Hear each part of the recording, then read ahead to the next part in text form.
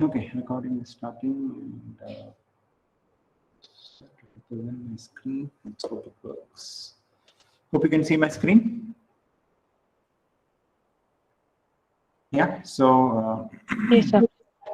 Yeah. So okay. So we were looking at the classification problems, and we were seeing Bayes rule, and we've shown. I mean, we've not actually shown it in class, but it can be shown that by using the Bayes rule, you can get the classifier with the least error.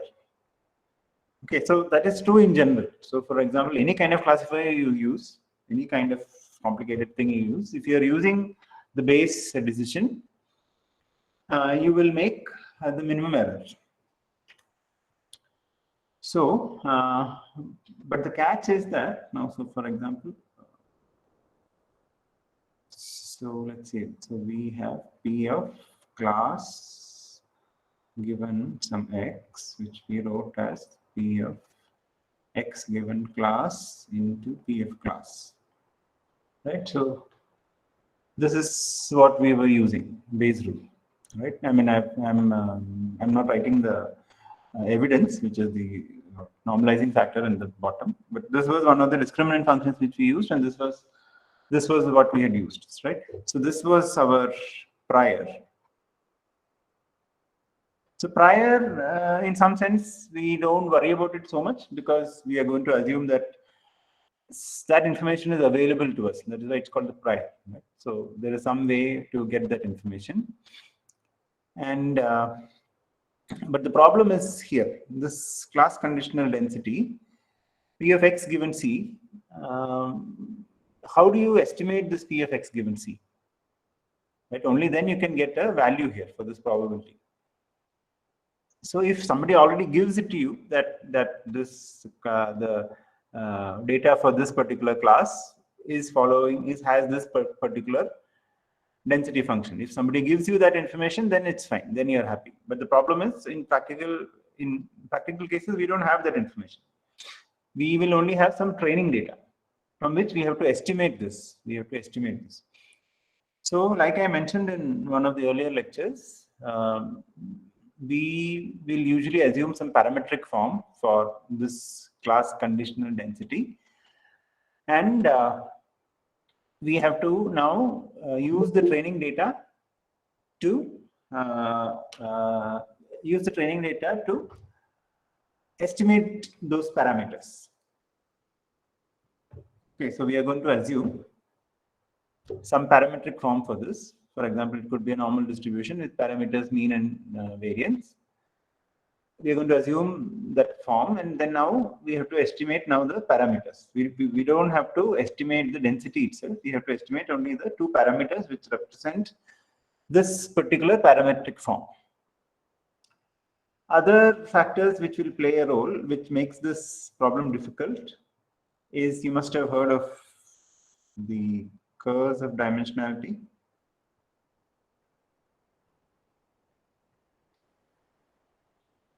So basically, what does curse of dimensionality mean? Somebody wants to volunteer? Somebody can say? What is curse of dimensionality? Sir, the curse of dimensionality when we have large number of features and some of the features are noisy. No, that is not curse of dimensionality. The answer is there in that phrase, curse of dimensionality. We call it curse of dimensionality when the number of dimensions, when the number of the features are greater than the number of sample vectors. I mean, that need not be exactly what you said, but yes, what you are saying is kind of related. So basically, we are looking at the feature vector x, right? And this belongs to some RD. We are assuming a real valued feature vector. Now, if the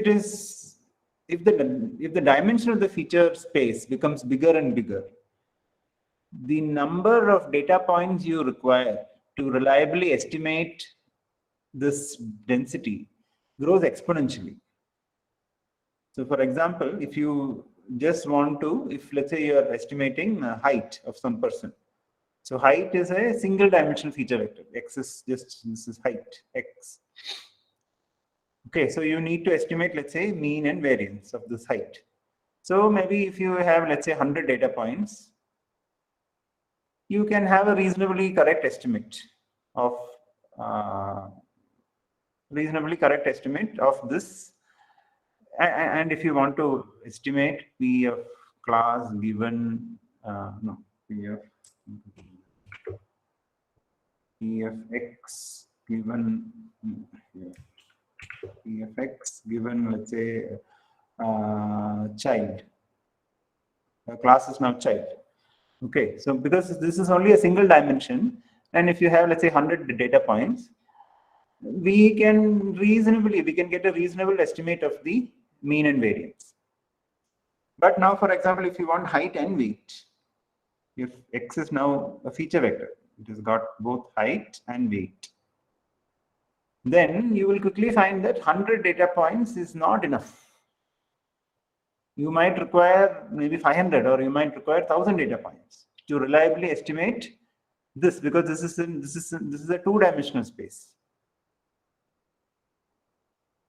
Okay, so you need more and more data to estimate the parameters. Now, for example, this you can see it in a different way also. Now, if you see it as a function of the parameters, so there are two parameters to estimate.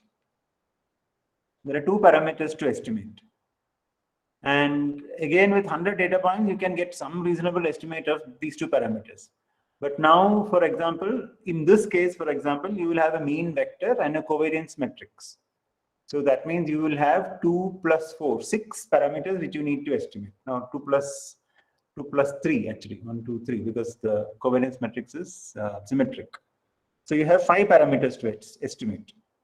Again, for that you need even more data. So the Gaussian dimensionality generally means that the bigger is the feature space, the more number of data points you need to estimate. You need to correctly estimate either parameters or even this, and through the parameters, the PDF. So you require lots and lots of data, and typically, modern classification systems like deep learning and all, the feature dimension is like in the order of hundreds or even thousands. So that is one thing which you need to estimate. That is one thing which you need to keep in mind. Another thing, so let me write it here. Our problem is now to estimate the class conditional density.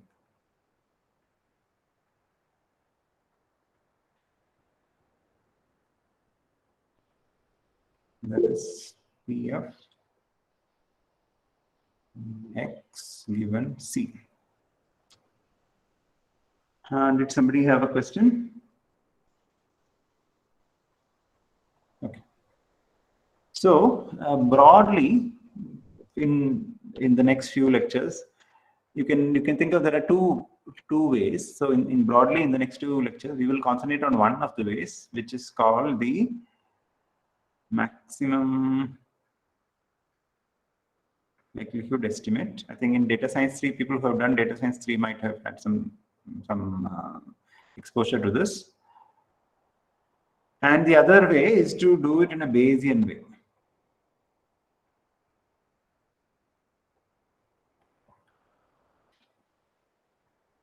So to estimate the class conditional density, broadly there are 2 methods. One is a maximum likelihood estimate, which gives you a point estimate. And the other method is the Bayesian estimate. Now, Bayesian estimate is very important. I don't deny that. A lot of research has been happening in Bayesian methods, but it is a bit difficult. And as of now, we are not planning to cover it in very much detail in this course. So maybe if we have time later, we'll come back to it maybe at some point. But there are technical difficulties in this particular, in the Bayesian way of estimating things. And typically, if you have a reasonable number of data points from which you can do the estimation, the maximum likelihood estimate and the Bayesian likelihood estimate kind of converges to the same value. So only in very special circumstances does Bayesian methods really give you a better estimate. Okay. But in general, yes, Bayesian estimation is more like in some sense complete, whereas maximum likelihood estimate is really actually what it is. It is actually an estimate. Okay, so let's look at maximum likelihood estimate. And so all of this material I'm covering from Duda's textbook. So please, I think this is chapter 3.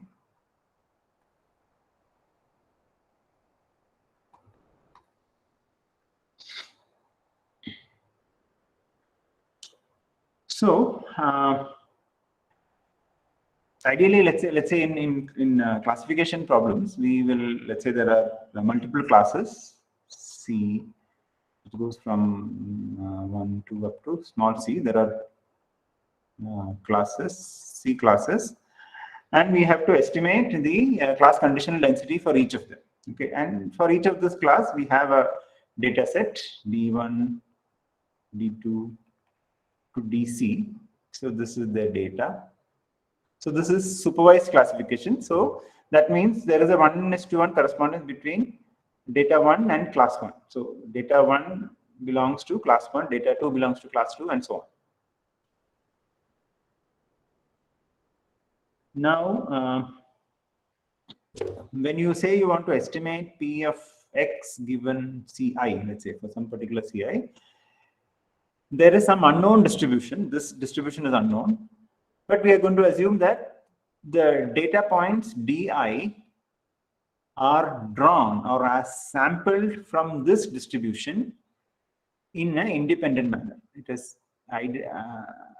independent and identically distributed.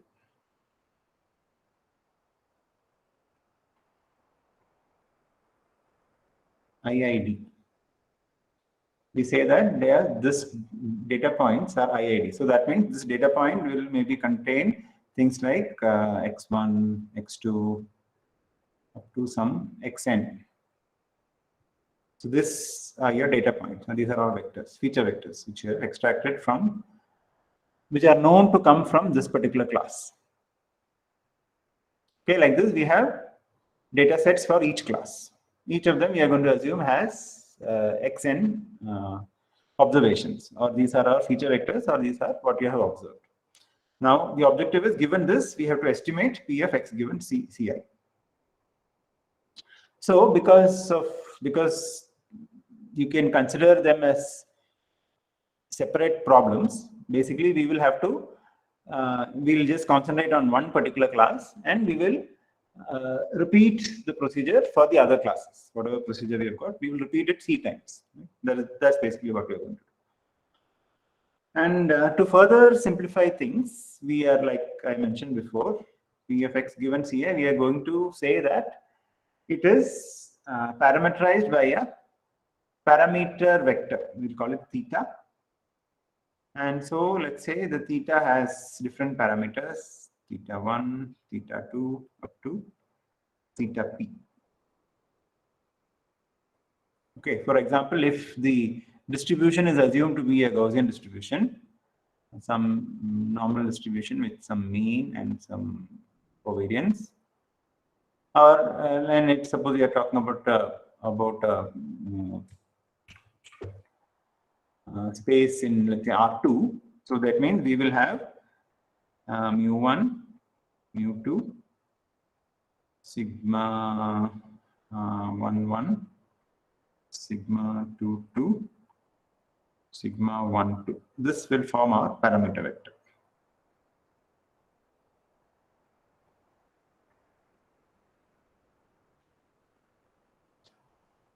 Yeah.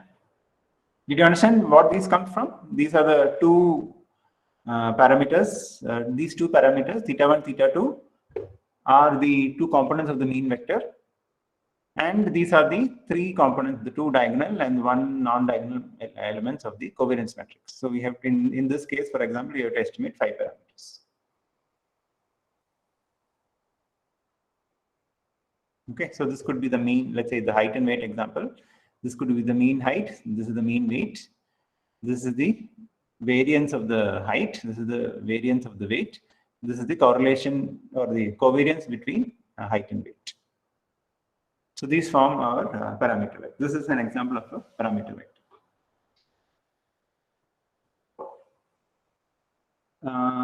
Is it clear whatever I'm writing?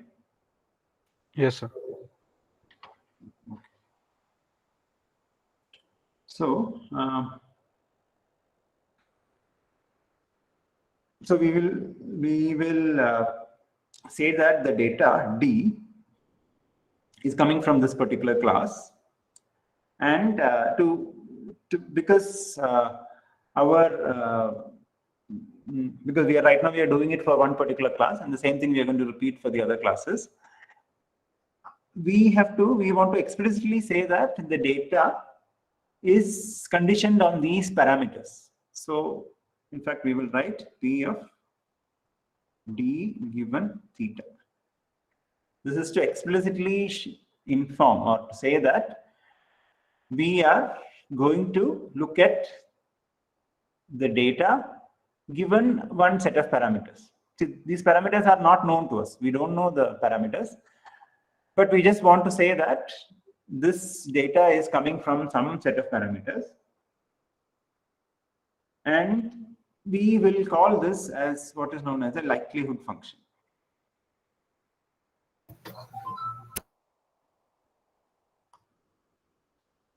So a likelihood function is a function of parameters.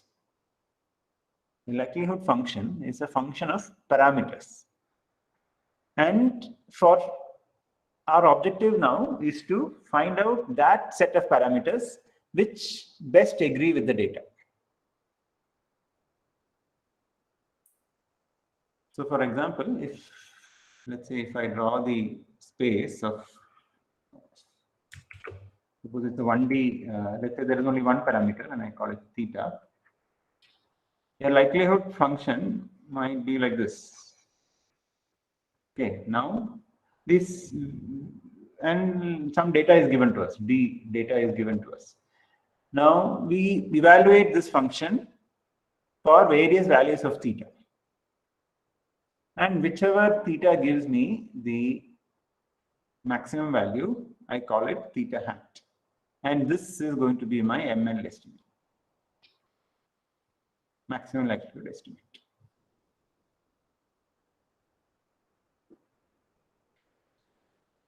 Fine. So now, when you want to compute a likelihood function, data is fixed. The function is seen as a function of parameters. The likelihood function is essentially a function of parameters. And our objective is to find out that set of parameters which maximizes this likelihood function.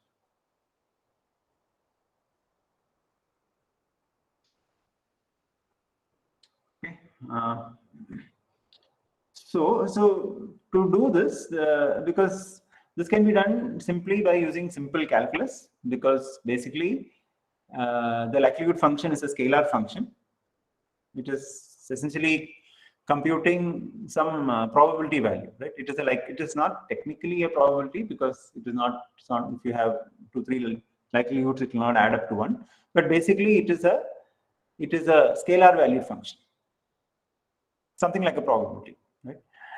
It is a scalar valued function. So if it is a 1D function, you can always find out its maxima or minima by using by differentiating with respect to theta and setting it equal to 0. That is essentially the method which we will use. So before we get into the details, there are some things which we can use. Let me do some. Okay, I'll come back to this. Let's show this.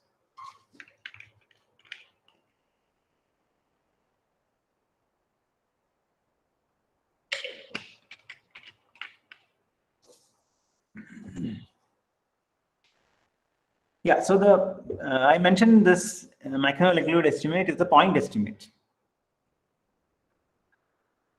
What do I mean by that? What is the point estimate? Can you tell me what do you mean by a point estimate? Anybody?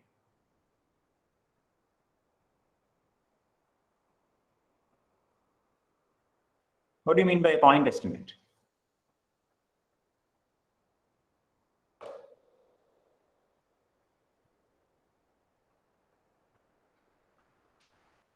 Point estimate means there is a single value. A single value is your estimate. Here in this case, the single theta hat is going to be your estimate, which may be a serious error in some cases. If you have less data, this theta hat may be really very different.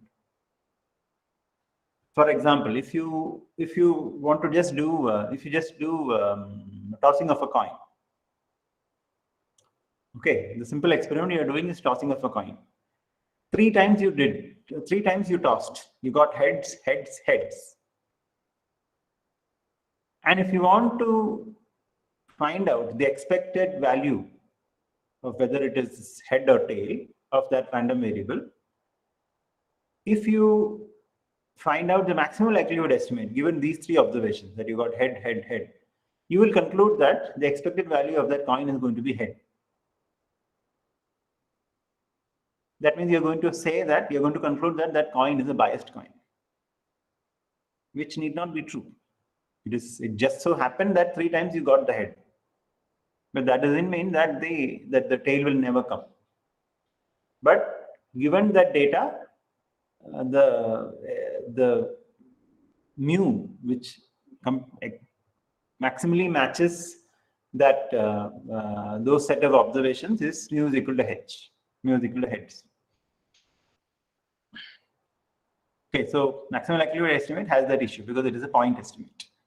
It depends, you get a single value based on the data which you have used. We don't know anything else about it. But in practical cases, we have to live with it because that is not really so much of a problem. Okay, but let's see. Let's do some things which will help us. So suppose there is a function f which goes from Rd to R, and so f takes something from fx equal to some y. Y is some scalar. Okay. So now you can define its gradient. F of x is given by nothing but dou f of x by dou x, which, because it is a scalar valued function, you will get, and this is nothing but dou f of x by dou x1, dou f of x by dou x2, and so on, dou f of x by dou xd. Okay, so this is what is defined as the gradient. You're differentiating it with respect to each of the values of x, differentiating the image.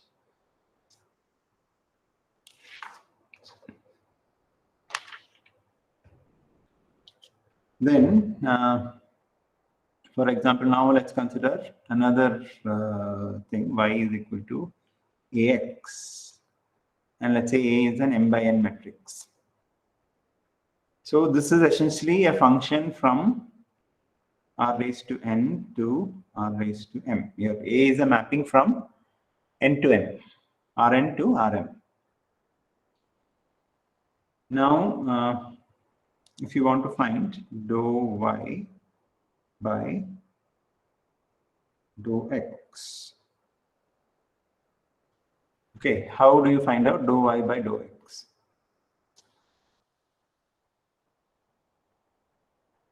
So you can think this y equal to ax.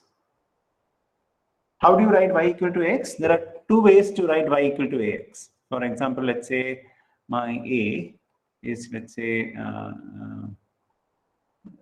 it's a 2 by 3 matrix, 1 0 3 1 2 1. Let's say this is my A. and AX will be, let's say, 2, 1.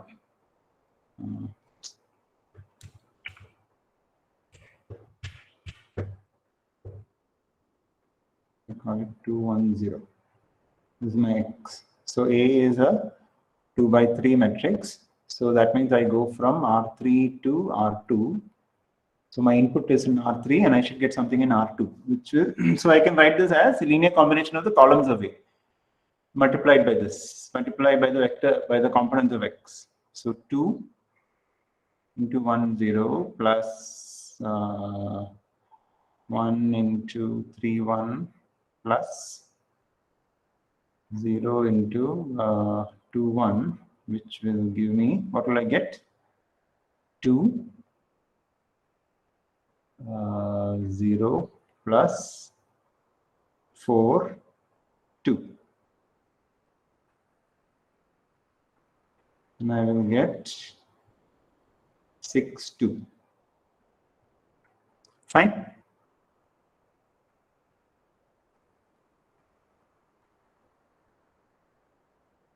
Hello, is the connection on? Yes, sir. Yes, sir. Okay.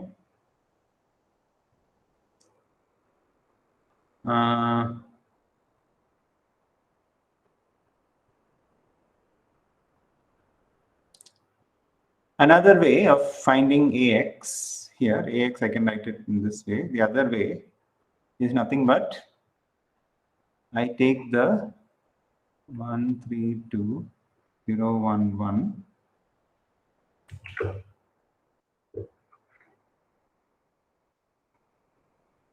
Two, 1, 0.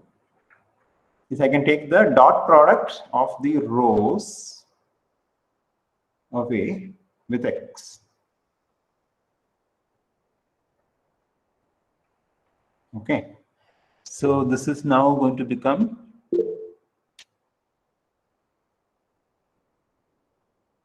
sorry, what? AX equal to?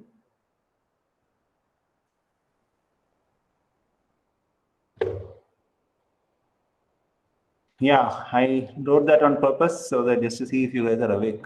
Okay. Okay, so this is what is this? So 2 plus 3, 5. And the second one will be 1, 5, 1.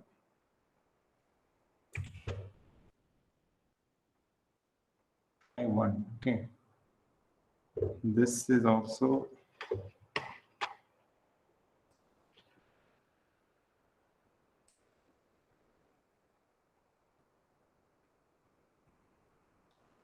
what am I getting? 2, 6.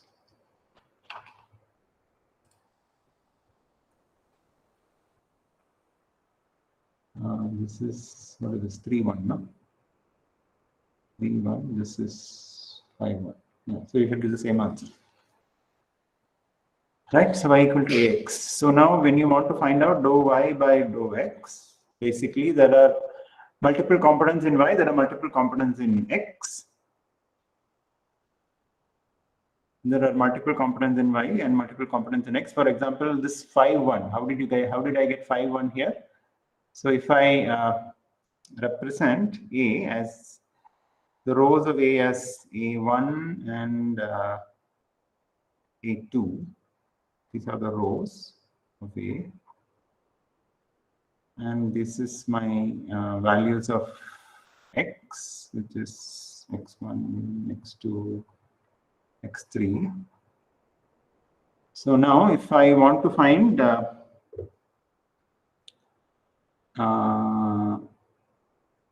y1 by x2, for example, dou y1 by dou x2.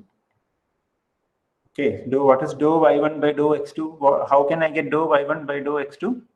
What is y1? What will be y1? 5. Yeah, it will be 5, but how do I write y1? That y1 will be a1 multiplied by, I mean, this you are taking the dot product between a1 and x, right? So that is nothing but A11 x1 plus A12 x2 plus A13 x3. And now if I want to do dou y1 by x2, dou y1 by dou x2, I will get, what will I get? What will I get if I differentiate this with respect to x2? A12 x2. I will get A12. I will get A12 because all these will become 0. This will become 0. This will become 0. I will get, because this is the variable on which you are differentiating, I'll just get A12. So by applying the same technique on all the elements of y, you will see, you can conclude that dou y by dou x when y equal to ax is what?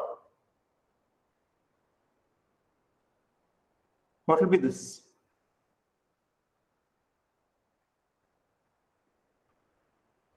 What will be this? y1 by x2 is a12. y1 by x1 will be a11. y2 by x1 will be a21. So essentially, your matrix is going to be like this. Dou y1 by dou x1, dou y1 by dou x2, dou y1 by dou xn. X is from Rx to n.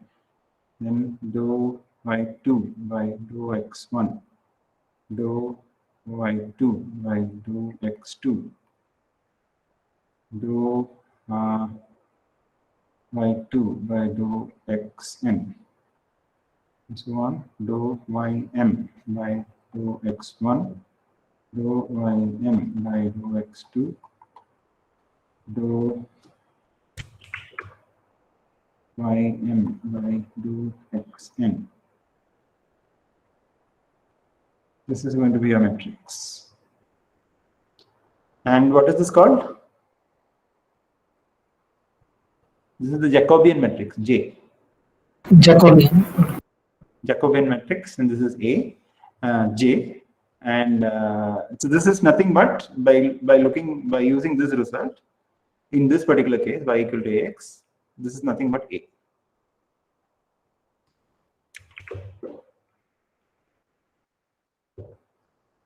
So when y equal to ax, dou y by dou x is equal to A. Let me symbolize that. Y equal to ax, dou y by dou x is equal to A. All vectors. Other results which we will use, if you have a scalar value y transpose ax, dou alpha by dou x, dou y transpose ax, dou alpha by dou x will give me y transpose A, and dou alpha by dou y will give you x transpose A transpose. So when you differentiate with respect to y, you will get something in x, and when you differentiate with respect to x, you will get something in y. And if alpha is a quadratic form, that is x transpose ax, dou alpha by dou x, all vectors. Let's not forget to write. So all vectors.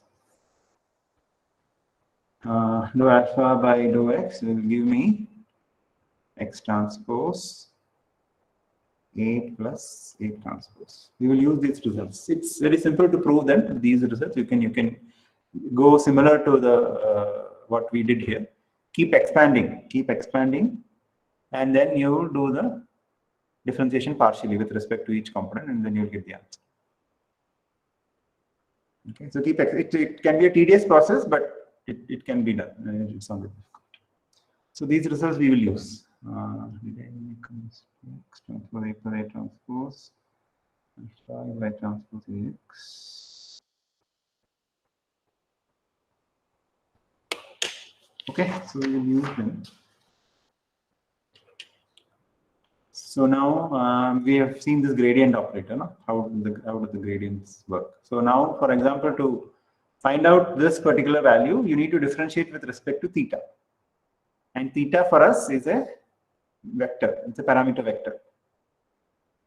So basically, we are going to differentiate the likelihood function with respect to theta, the parameter vector theta.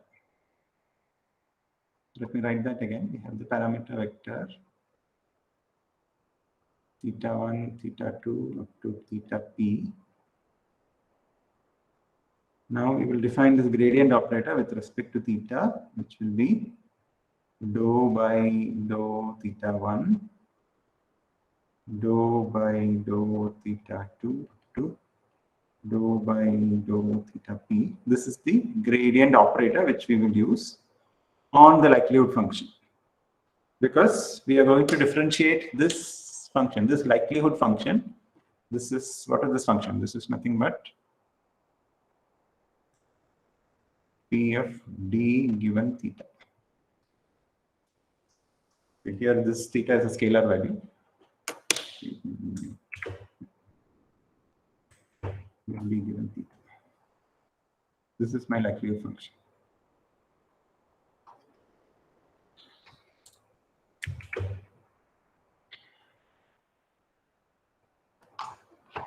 Let's keep saving this.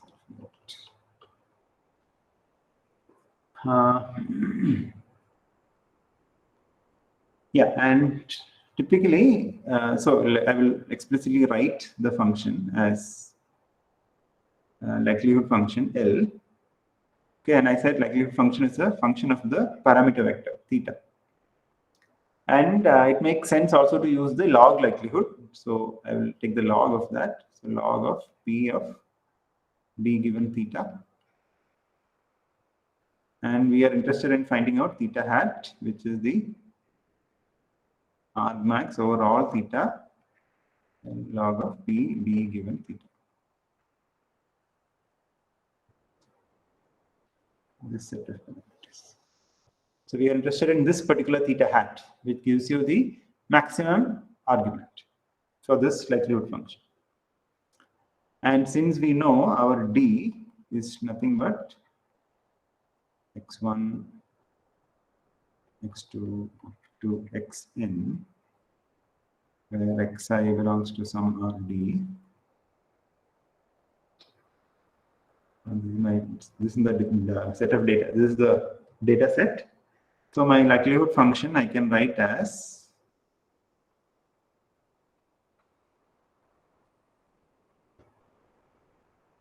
after I take the log.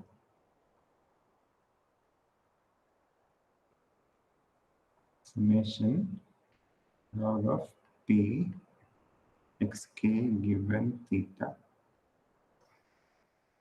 k equals 1 to n. Yeah, how did I get this? Can somebody tell me? How did my L of theta, this L of theta, how did it become like this?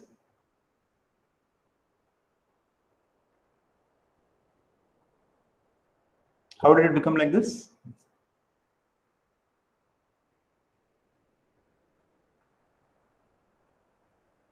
Yes. Shivam, Vidya, are you there? Shivam, Vidya? Yes, sir. Okay, I think you are there in the class. You're the tall guy, no? Okay. Yes. Okay.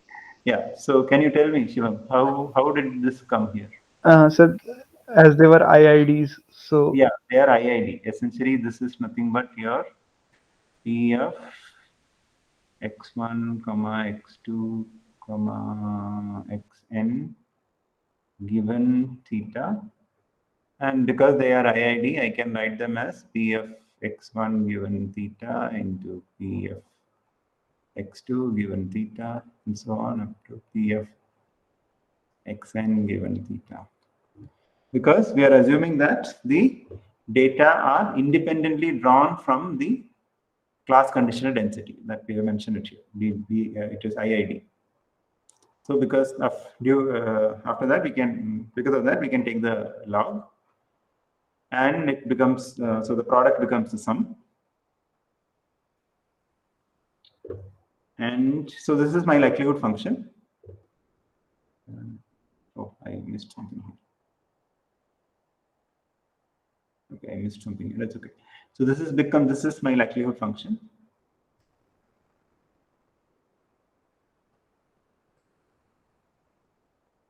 So like I said, it's a function of parameters. So now I am going to apply this gradient operator onto this likelihood function, because this is a function of theta. I want to find the theta which maximizes that likelihood function. So what I will do this theta over L, and that will give me k equals 1 to n. I will apply this likelihood operator on the log of p of x k given theta. So this theta is which theta? So we have to do it for all possible thetas. Basically, we have to evaluate it over all possible theta, but calculus gives us a shortcut so that we can differentiate it and equate this to 0.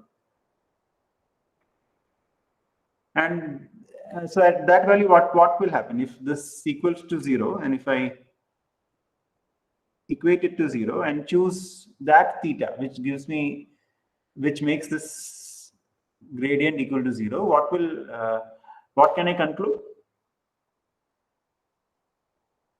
What can I conclude from this? So there is some theta hat which I get. Likelihood function. Sorry? The maximum value of likelihood function at that theta. Is it always the case? We have to check the maxima and minima. We have What to is check the the problem? maxima and minima. So double. We Yeah, have to. I mean, this also will also give you 0. This will also give you 0. This will also give you 0. The derivative at all of these points will also give you 0. Right? Because it could be a local minimum. It could be a local maximum. So we cannot conclude unless we know beforehand itself that this function is a convex function, and hence it has only one maximum. But we cannot really say that in general. That's not possible to know. Okay, so we'll just go ahead with the best we have. So this becomes this is a necessary condition for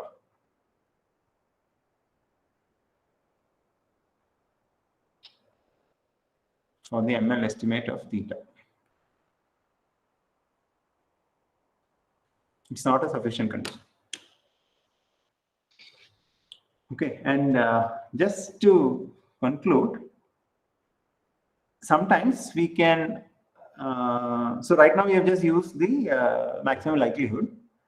Which theta are we looking at? We are looking at all possible thetas. Right? We are looking at all possible thetas. We are not making use of any prior information about theta.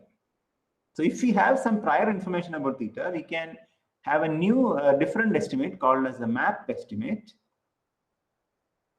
which is maximum a posteriori estimate, in which you will not, the likelihood, the L of theta will now be modified as L of theta p theta, where p theta is a prior for theta. So in map estimation, we will use the likelihood multiplied by the prior of a particular theta, so that more likely thetas can be given higher weightage than less likely. So if you have that information beforehand, if you have that information about theta, you can use it in a map estimate, and usually that will give you a better estimate.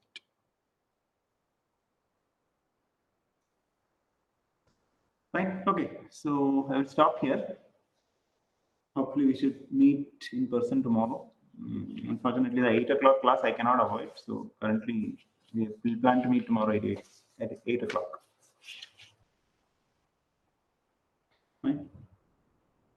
Okay, I'll share these notes, and then I will I will put this on Moodle. I'll put the recording also on Moodle. I think I'll share the link with you. So there is a class now, CS669. So those who are taking this course, you can join the second link which I shared.